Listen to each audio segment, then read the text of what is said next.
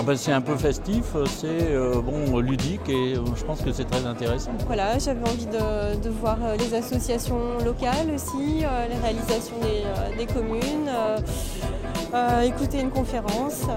C'est une bonne idée de faire participer les gens, ça déjà, de faire venir des gens, de créer un peu d'événements autour de ça. Une tournée déclic, oui, ça peut servir à quelque chose. Ah oui, indispensable. Pour sensibiliser les gens, il faut des choses comme ça.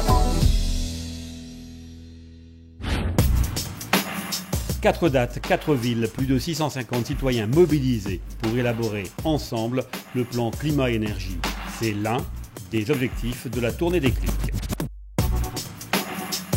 On est en train de réfléchir à un nouveau modèle de développement, à un nouveau modèle de société. Et donc, ça ne s'impose pas. Ça se discute, ça se partage, ça se travaille ensemble pour mieux se vivre.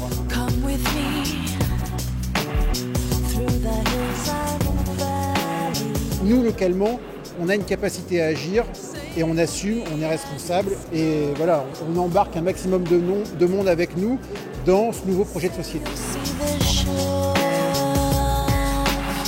Il y a des stands tout à fait passionnants, il y a du public, il y a de la jeunesse, il y a des parents, il y a des enfants. Chacun de vous doit avoir des idées, chacun de vous doit changer ses mentalités, doit changer ses habitudes. En espérant que vous trouverez tous les uns les autres de bons exemples pour progresser dans cette démarche. Il faut, étape par étape, famille par famille, foyer par foyer, gagner cette bataille absolument fondamentale pour la planète, mais aussi pour les générations qui viennent. Des associations locales témoignent, des citoyens prennent conscience, envisagent ou limitent déjà leur impact sur le changement climatique. C'est le temps de l'information et de la sensibilisation. Je ne savais pas qu'il y avait un tableau d'expression, donc ça je trouve que c'est une très bonne idée. Parce qu'on manque de lieux justement où on peut tous se rencontrer et discuter. Sophie, enseignante de Quesnoy-sur-Deûle, est adepte du bio en famille. Elle propose d'aller plus loin. Ici, au quotidien, avec mes filles, mon mari, on mange bio tous les jours. Et comme je suis enseignante en collège et que nous avons une cantine, on espère que dans un collège HQE, que la démarche aille jusqu'au bout et qu'on puisse manger bio et que tous les élèves puissent avoir accès à de la nourriture biologique. C'est quand même fou de jeter des morceaux de planète, de jeter des papiers dans la rue, de jeter des emballages, de jeter des vieilles voitures. Puis on en refabrique tout de suite. On est fou, en quelque sorte. Là, ça va, allez, on va dire contaminer les parents, contaminer les voisins, contaminer l'instit.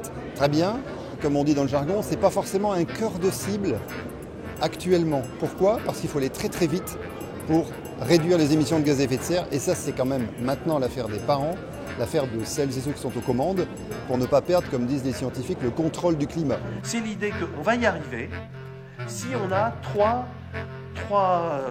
idées qui font leur chemin: la sobriété, l'efficacité, les renouvelables. C'est 3 termes dont on discute beaucoup. Par exemple, les énergies renouvelables, il y en a assez dans le monde. Déjà, avec les techniques qu'on a, il y en a assez pour résoudre le problème et sortir des énergies fossiles qui nous causent le changement climatique. Les déplacements et les productions intensives coûtent cher en CO2, la consommation non raisonnée, le logement aussi. Sur les panneaux d'expression, des bonnes pratiques s'affichent. Ces propositions serviront à l'écriture d'un livre blanc. Le plan climat, document participatif, est en train de se construire. Donc sécuriser les itinéraires cyclables et étendre l'autopartage. Alors que l'MCU mette le turbo sur le tram-train Orchy-Ascq.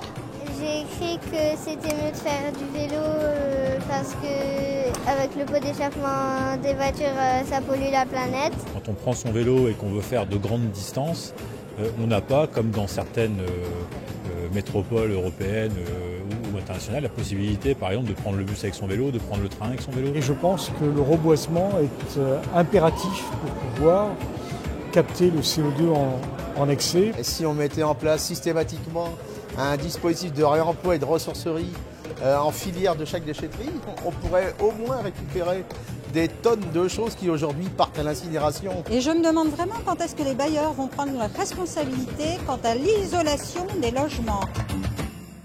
Elle, c'est Elisabeth. C'est le gaspillage d'énergie qui la mobilise. Dans leur appartement à Villeneuve-d'Ascq, avec Mohamedou et leurs enfants, il fait froid en hiver. comme dans des milliers d'autres logements, une action pour les bailleurs. C'est que c'est pas très bien isolé. À part les fenêtres qui sont en double vitrage, le reste c'est du placo. Donc il fait très froid, raison pour laquelle on met les meubles ici pour essayer d'isoler. C'est bien beau de parler de développement durable, de dérèglement climatique, mais le problème c'est ça quoi. Le plan climat-énergie demandera le changement de nos comportements, ça ne se décrète pas. Sa réussite passera grâce à une adhésion forte de la population et chacun d'entre nous avons une partie de la réponse. C'est aussi ça que veut nous faire comprendre la Tour des Déclics. Il faudrait qu'il y ait encore plus de monde, que ce soit bondé.